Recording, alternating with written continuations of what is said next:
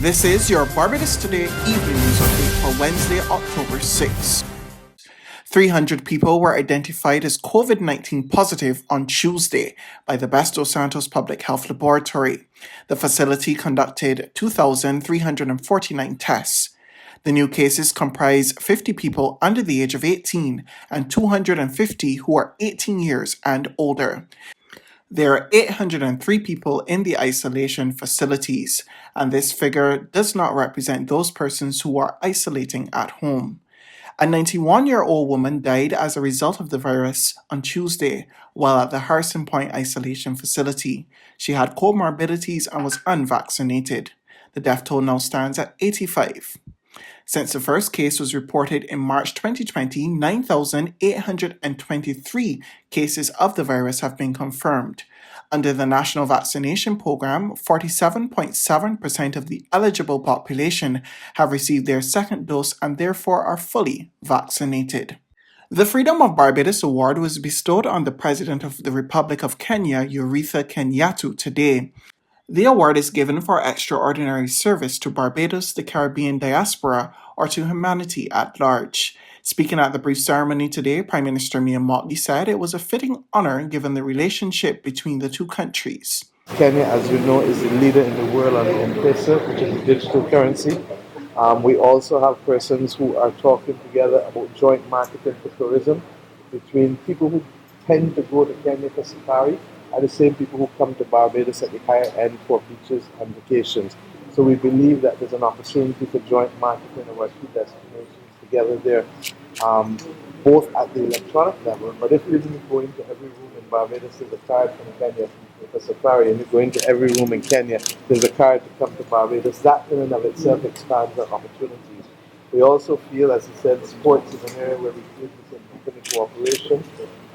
Oil and renewable energy, we need to be able to deepen the cooperation there. Accepting the honor, Kenyatta said it was a great sign of the growing collaboration between Kenya and Barbados. This is not just an honor for me as an individual, but really a great sign of the growing collaboration between Kenya and Barbados and the work that myself and my sister Mia Mottley have done to strengthen the ties between Africa and the CARICOM region.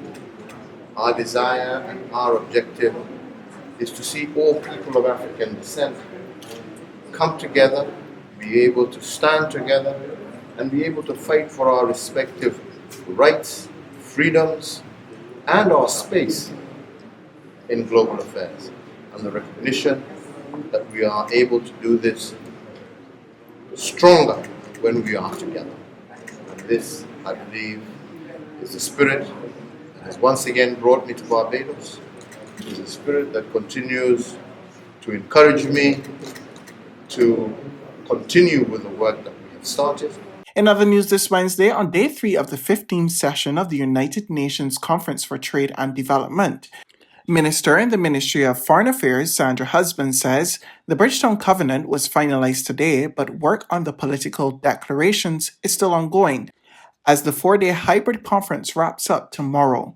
She provided this update at a press briefing from Geneva, where she is negotiating on the behalf of Barbados. And so it's a historic time, and therefore I believe it portends for us that in our tenure, in this new COVID situation that we're in, that it presents us with an opportunity maybe to do some new things and do things, keep them on track to help us get to where we want to go in terms of the SDG goals. So I want to just thank everyone for helping us to do this. And the team here is eager and looking forward to the work after the conference to sit down and really begin to put plans together that will help us to take developing countries forward. So again, thank you so very much. And again, we celebrate the fact that we've been able to complete the Bridgetown Covenant and that we're still working on our political declaration. Meantime, Prime Minister Mia Mottley and Secretary General of the United Nations Conference on Trade and Development, Rebecca Granspan, received copies of the UNCTAD 15 Youth Forum Declaration and the Civil Society Declaration. In presenting the document, Youth Forum lead Roshana Trim says, "Now is the time to take decisive steps and actions to curb irreparable damage to the world." It is no longer possible or acceptable for us to leave persons behind based on their gender, religion, their country of origin, where they are born, or who they are, because persons are entitled to thrive simply by virtue of being human and for no other reason. And so as we present the Youth Declaration today, we do so bolstered by the words of both the Prime Minister of Barbados and the Secretary General of the United Nations Conference on Trade and Development, and recognizing that there is a clear indication that we are willing at this point in time to take decisive steps and actions to curb irreparable damage to the world, as well as to ensure that there is prosperity and equality for all. So we do want to say thank you for the ability to make this presentation, and we look forward to not only the outcomes of the conference, but the action that follows from all the leaders around the world. The lives of the 73 people who died on Cubana Flight 445 on October 6, 1976 were honored today. Speaking at the annual wreath-laying ceremony marking the 45th anniversary of that tragic event, Cuba's ambassador to Barbados, Sergio Jorge Pastran, said an act of criminal terrorism would be forever etched in the memories of Barbadians, Guyanese, and Cubans. This heinous act of criminal terrorism is mainly remembered by this monument and similar places in Guyana and Venezuela, as well as in the memory of many Cubans, Barbadians, Guyanese, and Venezuelans. But there are generations now that have not heard of this event at all. It is startling to learn that those flying that day were mostly young people in the prime of their lives, and that they were murdered out of hate and animosity by criminals that were protected later by those in power in the United States who had been their promoters as CIA operatives for years. This is why the book that Ambassador David Commission has just edited for this 45th anniversary is such an important historic document to enlighten our youth to the history of aggression that continue against our Caribbean civilizations since the days of the slave trade and continuously until now. There's regional and international news after this short break.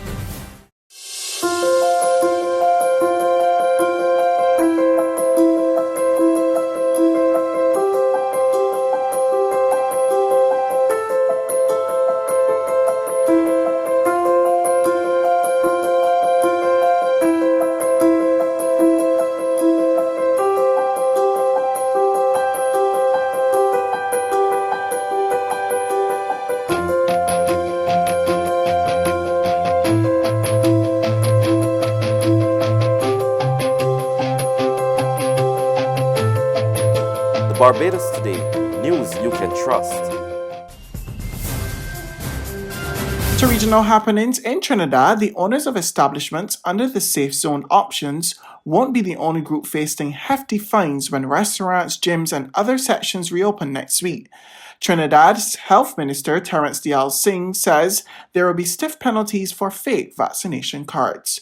More in this report from TTT News. And there are stiff penalties for if anyone produces, as I explained, a false vaccination card, and you can also be charged under the Forgery Act. Those producing fake vaccination cards at restaurants, fitness centers and other establishments when the Safe Zone initiative rolls out on Monday, October 11th, will face hefty fines.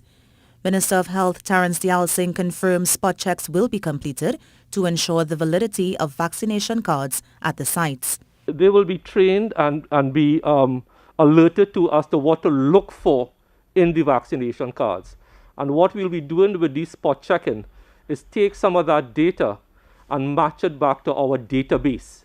Existing public health inspectors will be visiting establishments to ensure compliance with the safety zone policy and will have the full support of the Trinidad and Tobago Police Service. On the international front, the Biden administration announced changes to the federal student loan forgiveness program that would allow thousands more public sector workers, including members of the military, to seek a reprieve on their educational debts. More in this report from Reuters TV. Thousands more public sector workers, including members of the military, will now be able to seek a reprieve on their educational debts. That's after the Biden administration on Wednesday announced changes to the federal student loan forgiveness program, which would affect an estimated 550,000 borrowers and give them an extra 2 years of progress toward forgiveness. Officials said the changes run through October 31st, 2022. In a statement, U.S. Secretary of Education Miguel Cardona said, quote, "Teachers, nurses, first responders, service members, and so many public service workers have had our back during the global health crisis," adding that public servants should be able to seek loan forgiveness. Wednesday's announced overhaul aims to simplify the application process of the program, which essentially cancels student loans after 10 years of public work and consistent payments. That's news, but for the very latest, you can visit us at www.barbadostoday.bb. You can also subscribe to our e-paper, email updates, or like us on Facebook, and sign up for our breaking news alerts via WhatsApp. We're also on Izumi Media and bus terminals, as well as Screenplay at supermarkets and gas stations near you. You can also hear us on Capital Media HD 99.3 FM.